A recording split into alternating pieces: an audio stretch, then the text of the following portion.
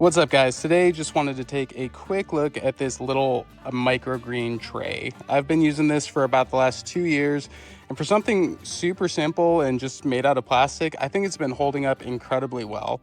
And I'll kind of describe the way it works. Basically, you fill this with water on the bottom here, set this inside so the water is actually coming up out of here, sprinkle some dirt on it, and then put your microgreen seeds over that. Wait a couple days, and then they pretty much just sprout up like that. So really ingenuitive little product. As you know, microgreens need a ton of moisture, and this is a really easy way to get it to them. I also spray a little thing of water on top of there just to get them a little extra moisture and whatnot. But overall, really great product. If you're looking for something to start growing microgreens, this could not be simpler. I've had this since day one, and it was really easy to learn with. So take a look, check it out, highly recommend it.